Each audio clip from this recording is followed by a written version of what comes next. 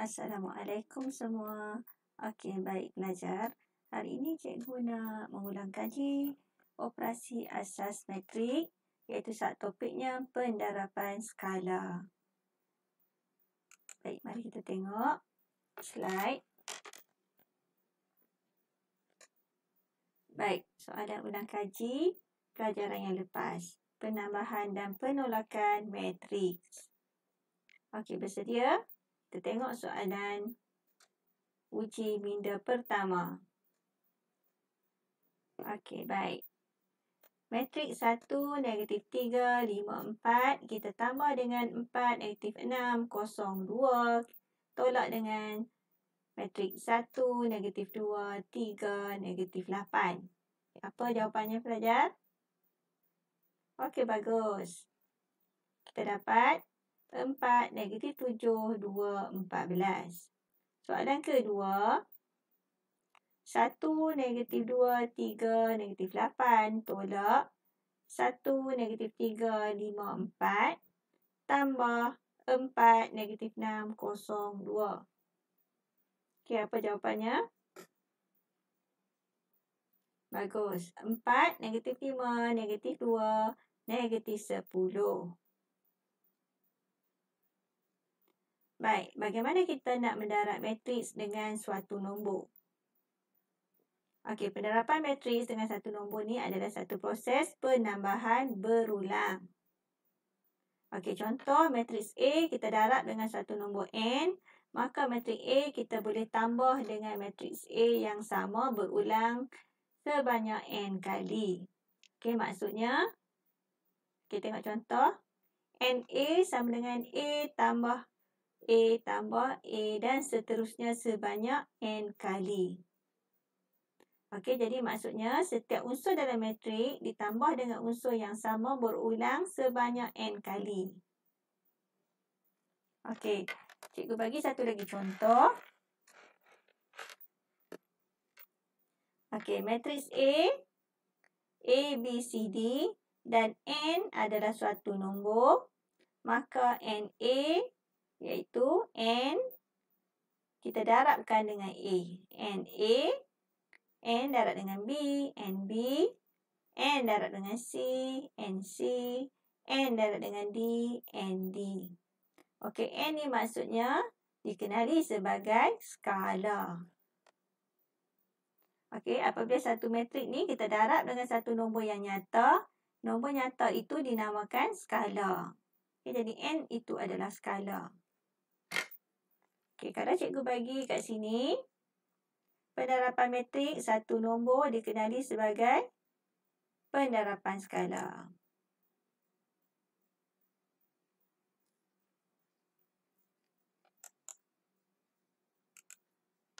Okey, kita tengok contoh nombor 11. Okey, ini adalah matrik D, negatif 5, 4, 2, 1. Kita nak kira ataupun hitung 3D. Apa maksud 3D? 3 darab dengan D. Okey, jadi contohnya 3. Kita tulis balik matrik D. Negatif 5, 2, 4, 1. Jadi kita darabkan matriks D dengan 3. Semua matriks D kita darab dengan 3. Maksudnya kita darab masuk 3. Kita darab dengan negatif 5. Kemudian 3 juga kita darabkan dengan 4. 3 kita darab dengan 2. 3 darab dengan 1. Jadi kita akan dapat apabila semua unsur didarab dengan 3, jawapannya negatif 15, 12, 6 dan 3. Okey, tengok satu lagi contoh B. Negatif 1/2D. Apa maksudnya? Okey, negatif 1/2 kita darab dengan matriks D. Jadi, kita darab masuk ya. Negatif 1/2 kita darabkan dengan negatif 5. Negatif 1/2 darab dengan 4. Negatif 1/2 darab dengan 2. Negatif 1/2 darab dengan 1. Okey, kita darabkan semua dengan negatif 1/2. Okey, negatif 1/2 darab dengan negatif 5 ni kita akan dapat 5/2. Okey, kamu macam mana nak dapat nilai ni? Kamu tekan sahaja menggunakan kalkulator. Okey, negatif 1/2 darab dengan 4 dapat negatif 2. Negatif 1/2 darab 2, kita dapat negatif 1. Negatif 1/2 darab 1, kita dapat negatif 1/2. Okey, ini jawapannya. Kita tengok pula contoh seterusnya, iaitu contoh 12. Okey, ini adalah matriks P dan ini adalah matriks Q. Okey, hitung 3P tolak Q. Okey, kita perlu tulis dalam bentuk matriks dulu. 3 di luar. P yang ini 7, 9, -3, 8, 6, 12. Tolak Q. Ini adalah Q. 2, -3, 1, 5, 0, 4. Okey. Kemudian kita selesaikan dalam kurungan dahulu. Okey. Kita tolakkan. 7 tolak 2, kita dapat 5. 9 tolak -3, dapat 12. -3 tolak 1, kita dapat -4. 8 tolak 5, kita dapat 3. 6 tolak 0, 6. 12 tolak 4, dapat 8. Kemudian, step kedua, kita perlu selesaikan. Okey, kita darabkan dengan 3. Okey, semua unsur P tolak Q, kita darab dengan 3. 3 darab 5, kita dapat 15. 3 darab negatif 4, kita dapat negatif 12. 3 darab 6, 18. 3 darab 12, 36. 3 darab 3, 9. 3 darab 8, kita dapat 24. Okey, macam tu sahaja. Baik, contoh seterusnya, contoh 13. Baik, sekarang kita nak menghitung nilai X dan nilai Y. Okey, apabila diberi matriks macam ni, okey, nampak saja skala di depan matriks ni, kita perlu darabkan dia. Okey, 1/2 darab dengan 4. 1/2 darab dengan 12. Kita akan dapat 2/6. Kemudian, kita tulis semula X tolak 3 sama dengan 5Y. Lepas tu kita selesaikan menggunakan cara penolakan. Okey, 2 tolak dengan X. 6 tolak dengan negatif 3 sama dengan 5Y. Okey, macam ni. Okey, lepas tu apa yang perlu kita buat adalah bandingkan unsur yang sepadan, unsur yang sama. Okey, 2 tolak X dapat 5. Okey, kita nak cari X sahaja. Okey, 2 tolak 5, kita dapat negatif 3. Okey, lagi satu cara adalah menggunakan kalkulator. Macam mana nak cari nilai guna kalkulator? Okey, kita masukkan nilai 2. Okey, tolak X sama dengan 5 dalam kalkulator. Kita masukkan 2. Okey, tekan 2 di kalkulator. Tolak. Okey, untuk dapat X, kita kena tekan alfa, tutup kurungan. Okey, untuk dapat sama dengan, kita tekan alfa, calculate. Okey, dapat sama dengan, ini kita tekan 5. Bila kita dah tekan macam ni, kita tekan shift calculate. Shift calculate 2 kali. Okey, terus kita akan dapat jawapan X sama dengan negatif 3. Okey, lagi satu, kita nak cari Y pula. Okey, 6 tolak negatif 3 sama dengan Y. Jadi, Y adalah 9.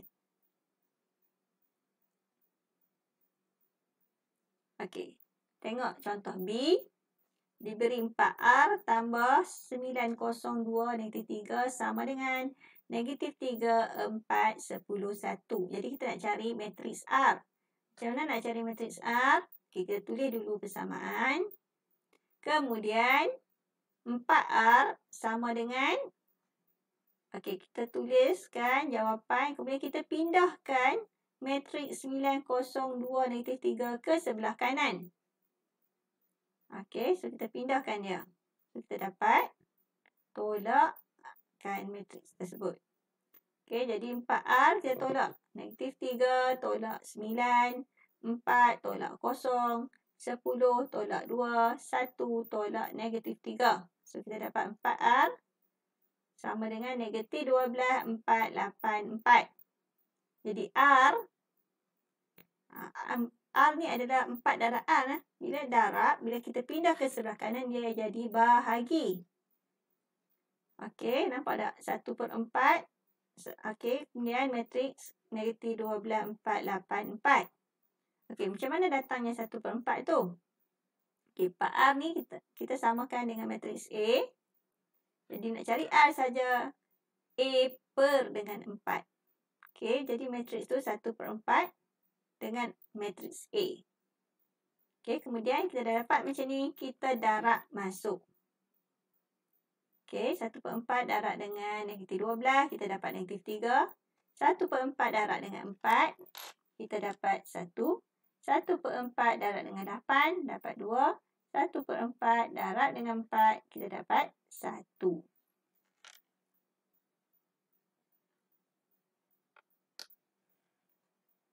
Okey, kamu juga boleh tengok contoh ni dalam buku teks ya, muka surat 48. Baik, kita tengok contoh 14. Okey, purata bilangan kenderaan di suatu kawasan parkir untuk setiap hari bagi 5 hari bekerja diwakili dengan jadual X. Ini adalah jadual X untuk 5 hari ya. Kemudian jadual Y pula mewakili purata bilangan kenderaan pada hujung minggu. Okey, maksudnya Sabtu Ahad, 2 hari saja kat sini. Okey, jadi macam mana kita nak hitung bilangan parkir di kawasan tersebut dalam seminggu? Okey, baik. Berapa hari? 5. 5 hari darabkan dengan X. Berapa hari pada hujung minggu? 2. 2 darab dengan Y. Jadi kita bina persamaan 5X tambah 2Y. Jadi kita keluarkan 5, kita darabkan dengan X. X kita tulis dalam bentuk matrik. Okey. Kereta dan motosikal kita keluarkan dalam bentuk matriks. Okey, kita letakkan dia di depan 5, iaitu X. X ada matriks 42, 8, 20, 11. Okey, kita tambah 2 dan Y. So, kita keluarkan matriks Y. 25, 5, 12, 3. Kita letakkan di depan 2. Di belakang 2, maaf. Okey, lepas tu kita kembangkan. Maksudnya kita darabkan masuk 5, kita darab dengan 42, 5 darab dengan 8, 5 darab dengan 20, 5 darab dengan 11. Dan yang ni pun sama. 2 darab dengan 25, 2 darab dengan 5, 2 darab dengan 12, 2 darab dengan 3.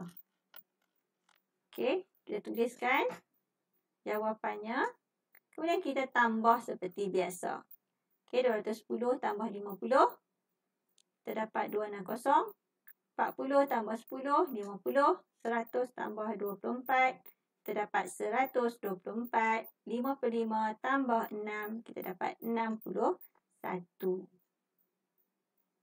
Okey, itu saja penerangan cikgu. Baik, cikgu harap para pelajar boleh membuat latihan praktis sendiri muka surat 49. Okey, muka surat 49. Latihan praktis sendiri 2.2B. Okey, latihan sehingga nombor 7. Okey, nombor 1 sehingga nombor 7. Okey, semoga bermanfaat dan selamat mengulang kaji.